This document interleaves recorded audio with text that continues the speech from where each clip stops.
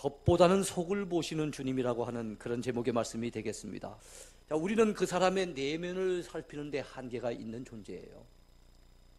열길 물속은 알 수 있어도 한길 사람의 마음속은 잘 모릅니다. 그리 어찌 그 내면을 살필 수가 있겠습니까? 그러다 보니까 주로 외모를 보고 판단하기가 쉽죠. 그런데 그러다 보니까 때로는 실수하기도 하고 낭패를 만나기도 해요. 그래가지고 참 안타깝게 후회하는 분들도 많이 있는 것을 봅니다. 우리는 이처럼 외모를 볼 수밖에 없는 한계 있고 그로 말미암아 실수도 많이 하는 존재인데 우리 주님은 다르세요. 우리 주님은 사람의 외모를 보시는 것이 아니라 사람의 중심을 보십니다. 사람의 겉모습에 관심을 가지신 것이 아니라 그의 속 사람에 관심이 많으십니다.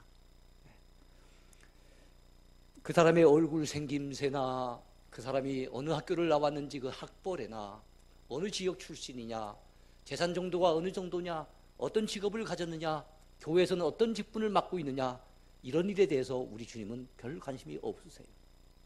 그 사람 마음속에 얼마나 진실된 믿음을 가지고 있는가, 주님을 사랑하고 주님을 믿고 의지하는 믿음이 어느 정도 그 마음속에 들어있는가, 이에 대해서 우리 주님은 부단한 관심을 가지고 계십니다. 그 주님의 관점으로 봤을 때 그 당시에 바리새인들 같은 사람들은요, 주님이 보셨을 땐 엉터리였어요. 겉으로는 잘 믿는 것 같이 꾸며대고 남들이 봤을 때는 대단한 믿음에 열심히 있는 사람들 같았는데 우리 주님이 보셨을 때는 그들은 썩어있는 존재였고 냄새나는 존재였고 주님께서는 역겨우리만큼 주님이 미워하시는 존재가 되는 것을 우리가 알 수 있어요. 그래서 오늘 생각해 볼 것은 먼저 화 있을진저, 주님의 7화 선언입니다. 주님께서 7번이나 이 외식하는 서기관과 바리새인들이여 하면서 화 있을진저라고 말씀하셨어요. 주님께서는 참으로 갈릴리의 순박한 백성들 앞에서는 8번이나 복을 선언하셨는데 예수님의 생애 막바지에 참으로 그 예루살렘에서 종교 지도자들이라고 하면서 그러나 예수님을 잡아 죽이려고 모의를 하고 그야말로 악한 그 마음으로 가득 차 있는 그 세력들을 바라보시면서 주님은 7번이나 화를 선언하셨다는 겁니다. 화 있을진저, 이 말은 달리 얘기하면 저주를 하신 것이나 똑같아요. 주님의 폭탄 선언입니다. 주님의 입에서 나오는 말씀은 은혜의 말씀이고 복된 말씀이고 생명의 말씀인데 때때로 주님께서는 과격하리만큼 지나치다 싶을 정도로 갖다 주님께서는 이렇게 말씀하실 때가 있는데 주로 어떤 대상들입니까? 거짓된 종교인들, 외식하는 사람들, 꾸며내는 가짜 신자들, 그들을 향해서 주님은 이렇게 선언을 하신 거예요. 또한 마태복음 22장 후반부에 보면은요, 뒤이어서 사두개인들이 나와가지고 부활에 대해서 또한 논쟁을 갖다 벌입니다. 부활에 대해서. 그들은 부활을 믿지 아니한 자들이거든요. 끊임없이 예수님을 적대하는 이 악한 세력들이 예수님을 흔들어내려고 하고 있었고 그들의 배후에서는 예수님을 잡아 죽이려고 모의를 진행하고 있었던 겁니다. 그 악한 자들, 거짓된 종교인들, 그들을 향해서 주님은 강력하게 그야말로 화를 선포하고 있는 것입니다. 이것은 그야말로 그들을 향한, 이 악한 자들을 향한, 거짓된 신자들을 향한 예수님의 폭탄 선언이라 해도 과언이 아닐 것 같아요. 이러한 선언은 외식하는 자들을 향한 주님의 진노의 표현이라고 볼 수도 있을 겁니다. 외식이 뭡니까? 밖에 가서 짜장면 먹는 게 외식은 아니잖아요, 그죠? 물론 그것도 외식이지만 성경이 말씀하는 외식은 그게 아니지 않습니까? 종교의 외형적 형식만 갖추고 있을 뿐 그 마음속에 하나님을 향한 진정성이 없는 껍데기 신앙의 모습을 외식이라고 합니다. 예수님께서는 바로 그들을 향해서 이렇게 말씀을 하십니다. 화 있을진저 외식하는 서기관과 바리새인들이여 회칠한 무덤 같으니 겉으로는 아름답게 보이나 그 안에는 죽은 사람의 뼈와 모든 더러운 것이 가득하도다. 비유컨대 우리 예수님께서는 회칠한 무덤이라고 말씀하고 계십니다. 자, 무덤이 있습니다. 무덤 속에 뭐가 있겠어요? 사람의 시신이 있죠. 그러니까 그 속에는 사람의 뼈도 있을 테고 냄새나는 시신이 있을 거란 말입니다. 온갖 더러운 것이 가득한데 그 무덤을 쓰고 난 다음에 그 위에다 횟가루를 발라놨어요. 하얗게 회칠을 한 겁니다. 그게 남들이 봤을 땐 깨끗한 무덤이에요. 남들이 봤을 때는 별로 부담이 없는 아주 깨끗한 무덤인데 속에 들어가 보면 온갖 냄새가 가득한 것처럼 이 바리새인들의 모습이 겉보기에는 하나님을 잘 믿는 것 같고, 겉보기에는 굉장히 경건한 것 같고, 겉보기에는 믿음이 대단히 좋은 것 같은데, 그들의 심령 깊숙한 곳을 주님이 깨뜨려 보시니까, 사람은 못 보잖아요. 그 사람은 못 보고 그들을 보고 대단하다고 박수갈채를 보내고 칭찬을 합니다마는, 주님이 그 중심을 깨뜨려 보셨더니 그 안에 냄새가 가득하고 더러운 것이 가득하더라 이거예요. 거짓과 위선과 탐욕, 온갖 더러운 죄악들이 그 마음속에 가득한데, 겉으로 꾸미는 것은 꼭 연기를 하듯이 잘 믿는 것처럼 그들이 꾸며대고 있더라는 거예요. 가식된 종교인, 거짓말로 꾸미는 가짜 신자라고 우리는 볼 수가 있겠습니다. 여러분, 이런 사람들을 향해서 화 있을진저라고 주님이 7번 말씀하신 것은 바로 이 표현은 외식하는 자들을 향한 주님의 강력한 심판을 경고하고 있다고 볼 수 있어요. 주님이 심판을 경고하신 겁니다. 우리 주님께서 나타내신 최고 수위의 경고가 오늘 본문에 나와 있는데요, 본문 13절과 33절에 나타나 있습니다. 13절을 먼저 볼까요? 화 있을진저 외식하는 서기관들과 바리새인들이여, 너희는 천국문을 사람들 앞에서 닫고 너희도 들어가지 않고 들어가려고 하는 자도 들어가지 못하게 하는도다. 거짓으로 가식으로 꾸며가지고 잘 믿는 척 했는데 사람들은 그걸 모르고 속아가지고 와 대단하다고 하고 칭찬을 하고 존경을 하고 이런단 말이죠. 그리고 그들의 모습을 막 흉내내려고 따라하려고 하다 보니까 자기 스스로도 천국에 들어가지 못할 뿐만 아니라 많은 사람들에게 악영향을 끼쳐서 그들도 천국에 들어가지 못하도록 가로막고 있는 존재가 누군가 하면은 바로 그 당시에 바리새인들이었다는 겁니다. 참 안타깝지요. 33절에는 더 강력한 경고가 나와 있습니다. 자, 33절 같이 한번 읽어볼까요? 뱀들아, 독사의 새끼들아, 너희가 어떻게 지옥의 판결을 피하겠느냐. 이야, 요즘 말로 한다면 이거 욕으로 쳐도 굉장한 욕입니다. 욕을 지금 바가지로 퍼붓고 있는 거나 똑같아요. 그들을 향해서 뱀들이라고. 뱀하면 보통 사탄을 상징하는 그런 동물 아닙니까? 뱀들이라고, 독사의 새끼들이라고. 그러면서 너희가 어찌 지옥의 판결을 피할 수 있겠느냐라고 말씀하는 거예요. 그들은 종교적인 열심이 대단했다고 자부했고, 그들은 누구보다도 하나님을 잘 섬긴다고 큰 소리 치던 사람인데, 주님께서는 지옥의 판결을 피할 수 없다라고 하는 너무나도 강력한 경고의 메시지를 전하고 계시는 겁니다. 그들은 겉으로는 사람에게 옳게 보이되 안으로는 외식과 불법이 가득했던 그야말로 가짜 신자였던 거예요. 여러분, 옆에 있는 분들 바라보시기 바랍니다. 혹시 가짜는 아닌지. 그건 농담이고요. 옆에 있는 분들 격려하시기 바라요. 진실되게 믿읍시다. 그래요. 우리 신앙의 진정성이 중요합니다. 믿음의 순수성이 중요해요. 그 부분을 잃어버리는 순간 우리도 바리새인들처럼 될 수가 있기 때문에 우리는 참 이 부분을 경계해야 되지 않겠나 싶어요. 여러분의 신앙은 변질되지 마시기를 축원합니다. 순수한 믿음, 처음사랑, 진실된 신앙, 여러분 그것으로 여러분들은 온전히 무장될 수 있게 되기를 축원해 드립니다. 두 번째 제목입니다. 바리새인들의 외식이 문제가 되었던 이유입니다. 왜 바리새인들의 외식이 문제가 되었을까요? 첫 번째 이유입니다. 그것은 그들은 높은 자리를 좋아하되 섬기는 자리를 회피했기 때문에 그렇습니다.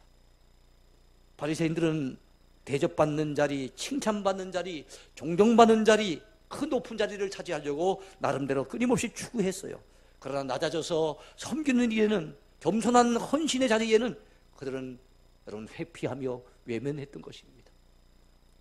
우리 주님께서는 이 외식하는 서기관과 바리새인들을 지적하시는 그 말씀 가운데 오늘 본문 2절에 봤더니 그들이 바리새인들이 모세의 자리에 앉아 있다고 얘기를 했고, 또 6절과 7절에 보니까 그들이 잔치의 윗자리와 회당의 높은 자리와 시장에서 문안받는 것과 사람에게 랍비라 칭함받는 것을 좋아하느니라 그랬습니다. 바리새인들이 좋아하는 일은 뭡니까? 잔치에서 상석을 차지해서 앉는 거예요. 윗자리에 앉아있고, 그리고 회당의 높은 자리에 앉아있고, 시장에서 사람들로부터 아이고 랍비요 안녕하십니까 하면서 문안 받는 것을 좋아하고 랍비라 칭함을 받는 것을 그들이 좋아했다는 거예요. 높은 자리, 명예로운 자리, 그런 자리를 탐했던 그들이었어요. 근데 우리 주님은 그런 자들에게 말씀하십니다. 11절 12절 중요한 말씀이죠. 너희 중에 큰 자는 너희를 섬기는 자가 되어야 하리라. 누구든지 자기를 높이는 자는 낮아지고 누구든지 자기를 낮추는 자는 높아지리라. 할렐루야. 그래요. 섬기는 자가 큰 자랍니다. 우리가 봤을 땐 섬기는 자가 종 같은데, 낮은 자 같은데, 섬기는 자가 주님 앞에서는 큰 자래요. 오히려 높이는 자는 낮아진답니다. 하나님이 낮추신답니다. 낮아져서 겸손하게 섬기는 자를 주님께서는 높여주신다는 거예요. 바리새인들의 외식이 문제가 되었던 두 번째 이유가 있습니다. 그것은 그들이 율법의 사소한 것은 지키되 더 중요한 그 정신을 잃어버리고 살았기 때문에 그렇습니다. 사소한 율법 그 조항은 열심히 지키는 거예요. 근데 그 율법을 지켜야 될 그 마음에 가져야 될 마땅한 자세, 그 정신을 그들은 놓쳐버리고 살고 있었다는 겁니다. 그런 말씀이 오늘 본문 23절에 나오죠.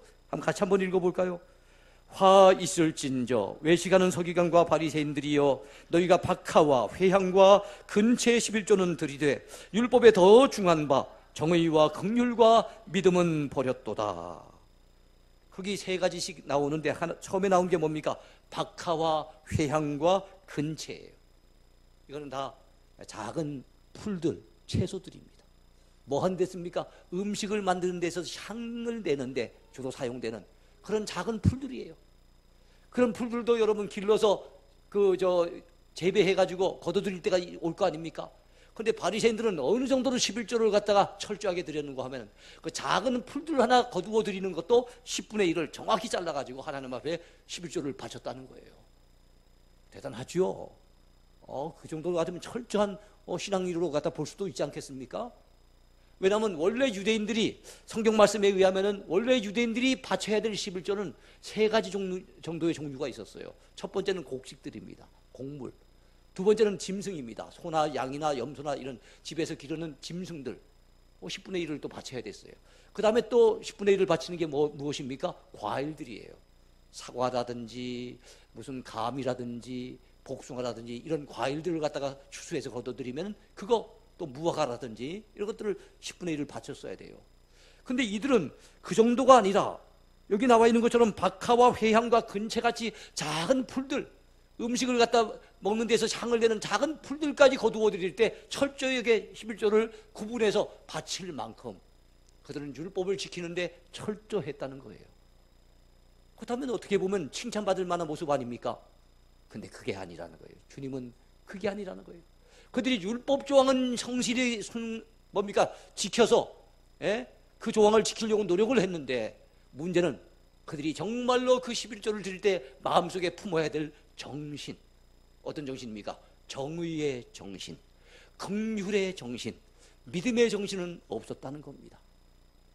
여러분들도 11조를 드리고 계시죠? 11조 드릴 때 어떻게 드리고 계십니까? 늘 드려왔던 거니까 습관적으로만 떼고 계십니까? 아니면은 요즘 경제도 어렵고 힘든데 하면서 드리긴 드리는데도 마지 못해서 부담을 느끼시면서 조금이라도 좀 줄여보려고 그러면서 혹시 드리고 계시지는 않습니까?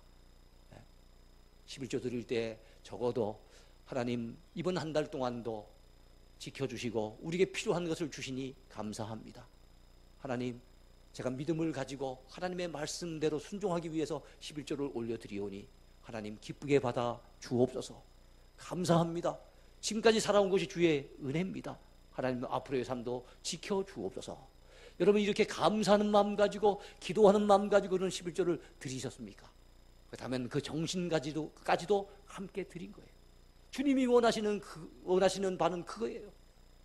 11조를 드리지 말라는 뜻이 아닙니다. 11조를 드리더라도 더 중요한 것은 그 드리는 정신까지도 마음에 담아서 그런 마음의 자세를 가지고 주 앞에 드릴 때 그것이 정말로 하나님을 기쁘시게 하는 예물이 될 수 있다는 거예요. 근데 바리새인들은 드리기는 열심히 드린 것 같은데 철저하게 그들이 뗀 것 같은데 그러나 그 마음 정신은 완전히 망각해버린 채로 잃어버린 채로 그들이 11조를 드렸기 때문에 우리 주님 앞에 책망의 대상이 되었던 겁니다. 사랑하는 성도 여러분, 우리가 하나님 앞에 드리는 것, 껍데기만 드리는 것은 사소한 것이라 볼 수 있어요. 더 중요한 건 뭡니까? 내 마음 중심을 담아야 되는 거예요. 정신을 담아야 되는 거예요. 감사하는 마음, 사모하는 마음, 하나님 앞에 헌신하고자 하는 마음, 그런 마음을 담아서 주 앞에 드릴 때 그것이 봉사라도 하나님이 아름답게 받으실 것이며 물질이라도 귀하게 여기실 것이며 그들이 드리는 그 어떤 것이든지 하나님은 기쁘게 받으실 줄로 믿습니다. 자, 바리새인들의 외식이 문제가 되었던 세 번째 이유는 그들이 자신들의 겉은 깨끗이 하되 안은 더럽혀져 있었기 때문에 그렇습니다.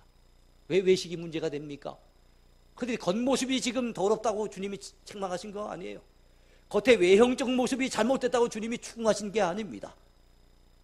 겉은 깨끗해 보입니다. 겉은 아주 경건해 보입니다. 그런데 그 속이 더럽더라는 거예요. 그들의 그 영혼이, 그들의 마음이 더럽혀져 있더라는 겁니다. 그런 말씀이 본문 25절과 26절에 분명히 나오고 있어요. 한번 보실까요?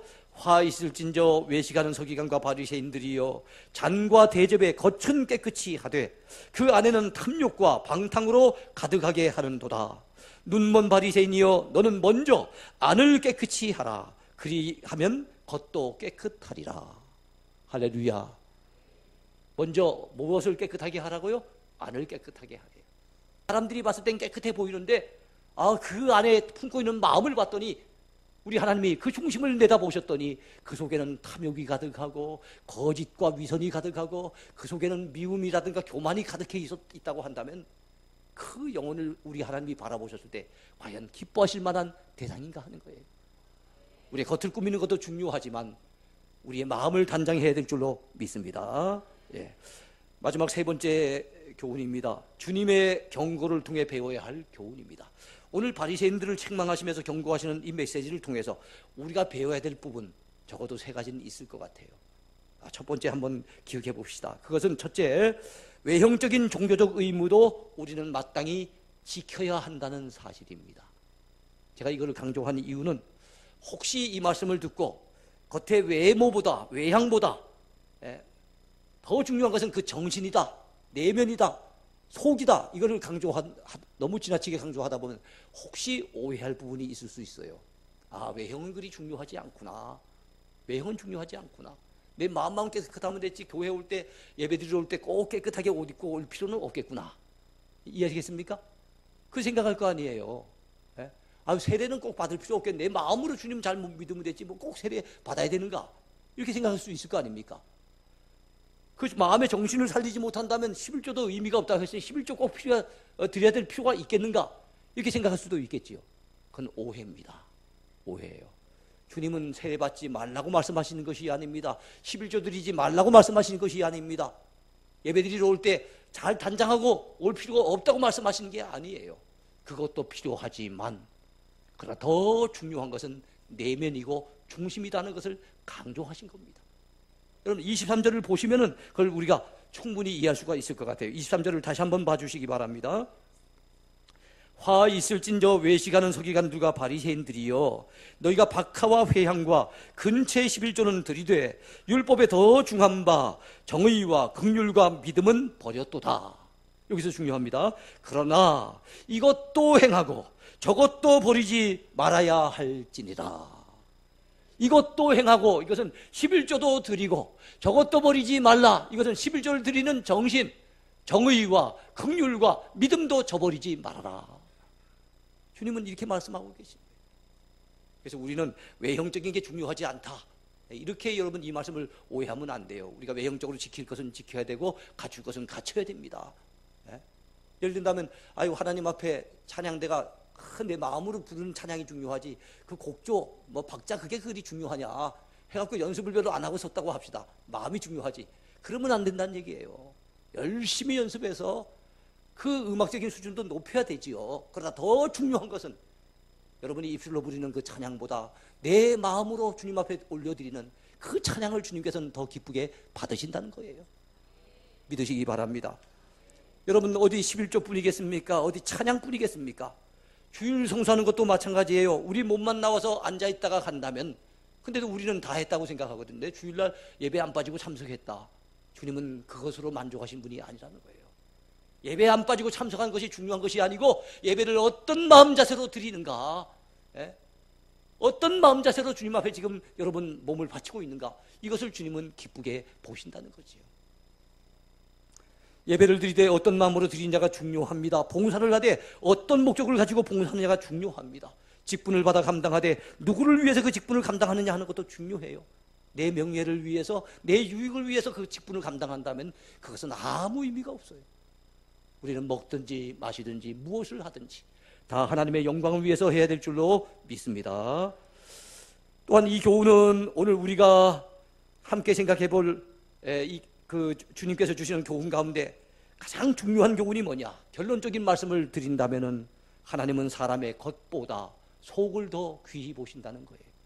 오늘 바리새인에 대한 책망을 많이 우리가 들었습니다만, 여기서 우리가 알아야 될, 다른 건 잊어버리더라도 이것만은 꼭 알아야 될 중요한 게 뭐냐 하면은, 하나님은 사람의 겉보다 속을 중요하게 보신다는 거예요.